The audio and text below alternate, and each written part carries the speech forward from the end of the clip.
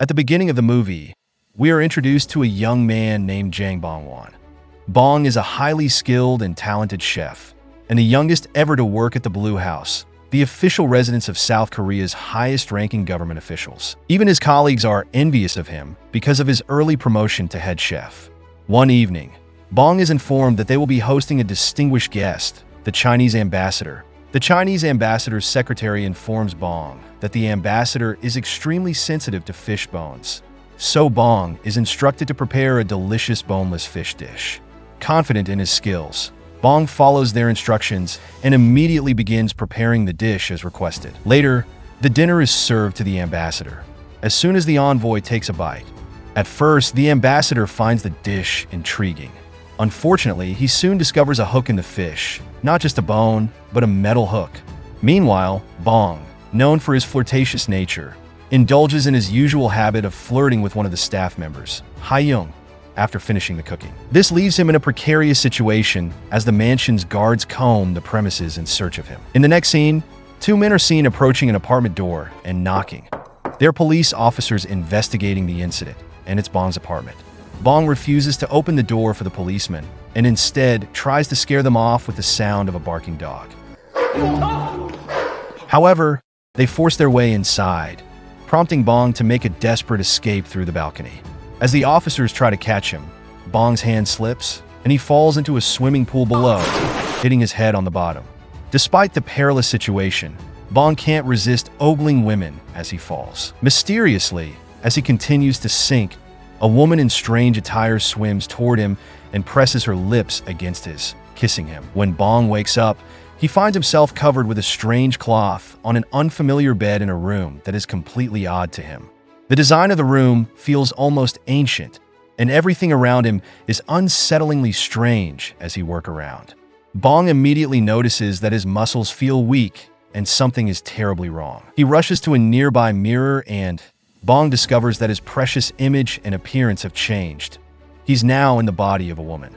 He can't believe what he's seeing and quickly concludes that he must be dreaming, likely as a result of the fall. As Bong continues to stare at his new reflection, trying to make sense of the situation, memories of his time in the water flash before him. Suddenly, a woman enters the room. She crouches down beside him, which startles Bong. The woman blames herself and regrets leaving his side. As she raises her head to check on him, she realizes that Bong has disappeared. Taking advantage of the moment, Bong sneaks out of the room to figure out what's going on.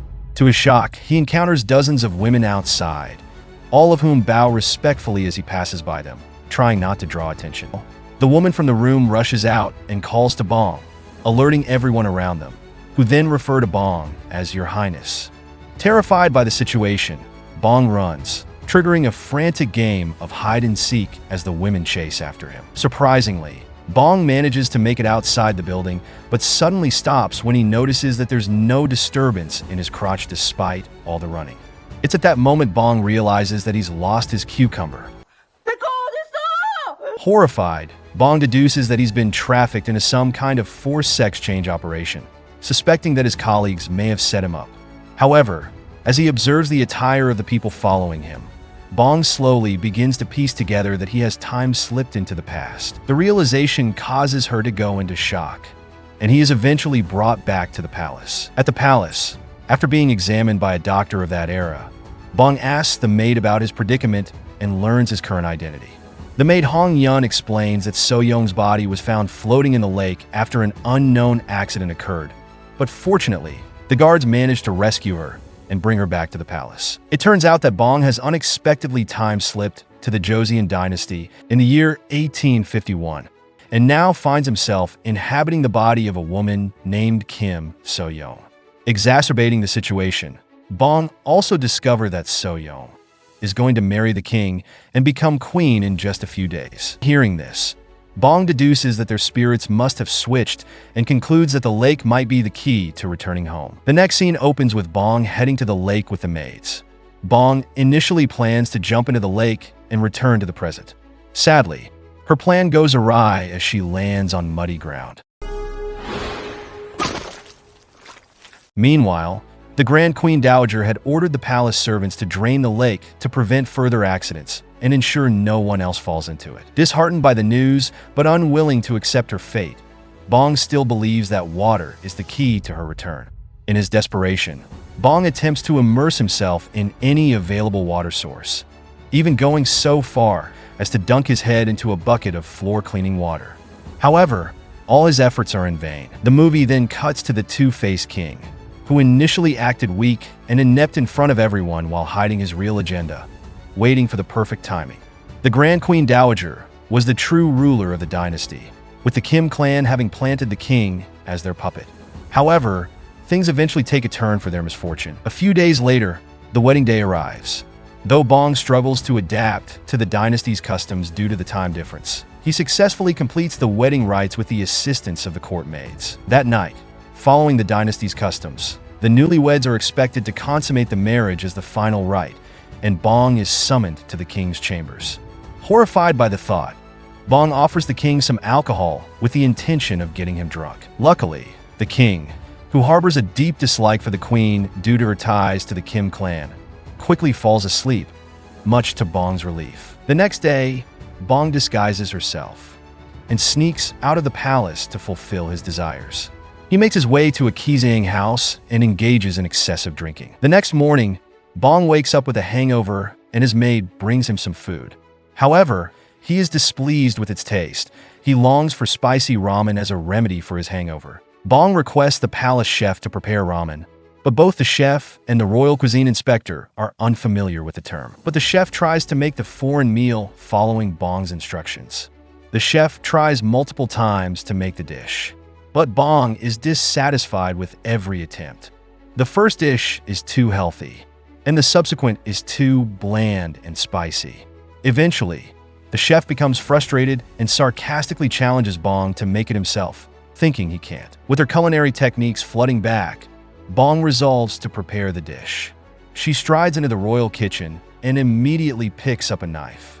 His maid worries because So-young has never set foot in the kitchen, let alone cooked, since childhood.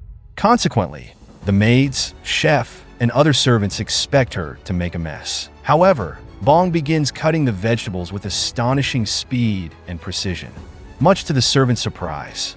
She cuts everything perfectly and to the right size, ultimately cooking a delicious dish.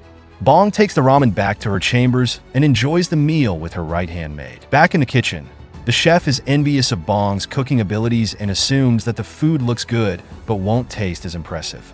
To test his assumption, the royal chef tries the leftovers remaining in the pot. However, as soon as he takes a bite, he is astonished by how delicious it is, even dropping his spoon in disbelief. Following this eventful encounter, Bong has a sudden idea to win the Grand Queen's favor through her culinary skills. Knowing that the Grand Queen ordered the lake to be drained, Bong hopes that impressing her with a delicious meal might persuade the Grand Queen to agree to refill the lake. Bong immediately heads back to the kitchen, only to find that the envious royal chef is blocking her from inspecting the unfinished food returned from the Grand Queen's chambers. Frustrated by this, Bong challenges him to a speed cooking contest. Initially, the royal chef declines the challenge, but he eventually agrees after Bong's teasing. With one of the servants ringing a bell, the contest gets underway. The head chef hastily cuts a bunch of carrots with his knife, but the queen's hands are quicker, effortlessly slicing cucumbers with ease. After several minutes of cooking, Bong finishes her dish first and rings the bell, claiming victory in the speed contest. The royal chef is irritated and argues that while speed is significant, taste ultimately defines a chef's skill.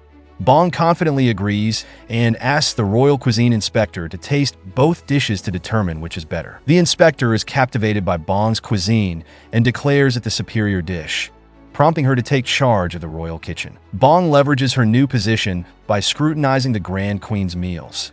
Upon closer inspection, Bong discovers that the Grand Queen suffers from a toothache that makes it hard for her to eat chewy foods. This condition causes her to be particularly selective about her meals, leading to her picky eating habits. Bong chooses to make a confit dish for the Grand Queen, employing a French cooking technique. The royal cuisine inspector delivers the dish to the Grand Queen, who is initially hesitant but eventually decides to taste it. To her delight, she finds the dish exceptionally delicious, enthusiastic, She hurries to the queen's chambers, where Bong waits nervously for her response. Bong is taken aback when the Grand Queen enters with a serious expression, heightening his anxiety. The Grand Queen is profoundly moved by the dish and is frustrated that Bong had hidden such remarkable culinary skills. She then offers Bong the opportunity to make a request, and without hesitation, Bong asks for the lake to be refilled. The Grand Queen agrees and instructs the servants to start the work immediately. Unfortunately, since it's the 18th century and there is no modern machinery means to expedite the process, the servants can only fetch water manually using wooden buckets.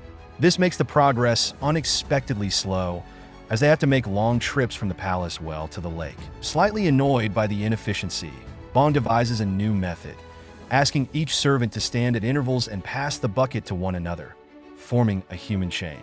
The servants are pleased with the system as it makes their work easier and faster.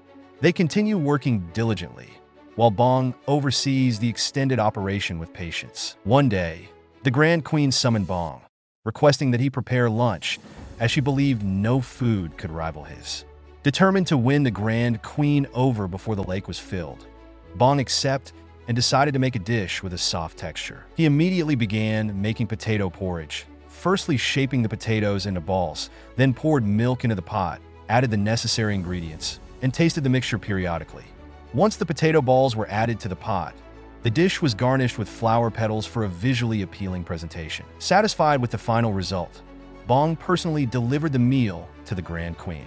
Although the Grand Queen enjoyed the dish, but she noted that it wasn't perfect, as it had arrived cold, causing the mashed potatoes to lump slightly, which affected the taste. Additionally, some porridge had spilled onto the sides of the plate, compromising the presentation. Unsatisfied with this outcome, Bong pondered a solution on his way back in the carriage. Leaning out through the carriage window, he noticed that the carriage's emblem remained steady despite the carriage's movement and positioning, inspiring him with a brilliant idea. Bong sends out detailed information to the royal engineers on how to build a food carriage. Under Bong's guidance, the engineers build a special food delivery carriage, fully covered on all sides with cloth. In the meantime, Bong prepares an assortment of delectable dishes, which the servants transport using the newly designed carrier. The Grand Queen receives the hot meal and thoroughly enjoys it, leaving no leftovers. Eventually, the impressive carrier returns to Bong with the good news that the invention has been a success. After several days of labor, the lake remains only partially filled, and Bong grows weary of the slow progress, becomes increasingly desperate. One day, while Bong is in the royal kitchen, a torrential downpour begins, steadily replenishing the lake. Overjoyed by the sudden change in weather, Bong dances in the rain with delight. A few hours later, the lake is completely filled. Bong heads to the shore, carves her name into a cornerstone, and then jumps into the lake, sinking beneath the water just as she did at the start of the movie. However, she fails to return to her original time until the king arrives to rescue her. The king, determined to strengthen his authority and reclaim his lost power from the control of the Kim clan, decided that the timing was perfect to take decisive action. He organized a grand banquet and invited delegates from all over the country. However, the Kim clan caught wind of the king's plans and conspired to sabotage the event to humiliate him. The ingredients meant to prepare the dish for the banquet were hijacked by Kim's hitman, and even the delivery men were killed. The palace's food storage was ruined. Even the groceries arranged as a recovery after the theft incident were attacked midway by bandits. Additionally, the cooks fell ill on the day of the banquet, leaving the royal kitchen severely understaffed. Noticing the dire situation, Bong decided to step in and help. She discreetly slipped out of the banquet and made her way to the kitchen, where she discovered that the pantry was running low on ingredients, as the groceries scheduled for delivery that day had yet to arrive. With limited supplies, Bong was forced to be resourceful. Together with the chef and her handmaids, she prepared a simple yet unique potato dish. Bong peeled the potatoes, sliced them around sticks, and deep-fried them until they were crispy and crunchy. Initially, the guests were disappointed with the modest first course, expecting something more extravagant for a royal banquet. However, their attitudes shifted as soon as they tasted the distinctive dish, their eyes lighting up with approval. For the second course, Bong encounters a challenge due to the absence of meat in the kitchen. Ingeniously, she crafts a veggie burger using beans and pairs it with a side of tomato relish. Satisfied with her creation, she names it 맥도날드. McDonald, drawing inspiration from the modern McDonald's. Like the potato dish, the veggie burger is a hit, with guests relishing the flavorful meal. For the final course, Bong whips up a classic jelly dessert with a creative twist. She inscribes special messages on the jelly sticks and dubs them Fortune Jelly, giving guests the chance to read their fortunes after enjoying the treat. The guests are charmed by the traditional jelly and enjoy discovering their fortunes. Despite the initial challenges, the banquet is a success, thanks to Bong's innovative culinary skills. Bong's role in the banquet's success stirs up misunderstandings within the clan, with accusations that the queen is betraying her own family. The Kim clan, alarmed by the king's growing power, hatches a plan to overthrow him. On the day of the enthronement, as the king and queen make their way back to the palace, Bong notices a Kim clan assassin on a rooftop, aiming a gun at the king. Acting without a second thought, Bong takes the bullet meant for the king. When the hitman fails to complete his mission, he re-aims and shoots the king as well. As Bong teeters on the brink of death, his spirit time slips back to the present. Upon waking up, Bong is shocked to find himself in a hospital, concerned about the king's fate after being shot. He notices an officer dozing off a few meters away from his bed and quietly tries to use the officer's phone to check the history of what happened to the king. However, the officer wakes up, prompting a quick chase. Bong manages to evade him, but soon, two more officers appear and corner him. In a desperate move, Bong jumps from a high platform and escapes down the street. He immediately heads to a public library and searches for a history book. When he finds a publication about the Joseon dynasty, there, he learned that the king had put an end to the Kim rebellion, reclaimed his throne, exposed all of the Kim clan's treasonous secrets, and they were begging for their lives. The queen's life was saved from the gunshot, and the Grand Queen Dowager was trapped in the cold palace. A smile spreads across his face as he realizes he has become part of history. However, his moment of reflection is abruptly cut short when the pursuing officers arrive at the library. Bong tries to flee again, but the officers explain that they aren't there to arrest him. It's revealed that the present has been altered due to his time travel to the Joseon era. Now, instead of being pursued by the police, they are there to protect him. Bong has become a whistleblower who exposed a high-ranking official for corruption. Instead of flirting in the food storage room, he had repaired the broken CCTV camera that caught the thieves in the Blue House. Moreover, he didn't slip and fall, but was pushed by the thieves. Skeptical, Bong rushes to a nearby computer and searches the web to verify their claims. Soon enough, he confirms that they are telling the truth. The past has indeed changed, altering the course of the present. The movie concludes with Bong standing on a busy street, reflecting on how even a small change in the past can have a profound impact on the future. Thanks for watching. See you in the next video.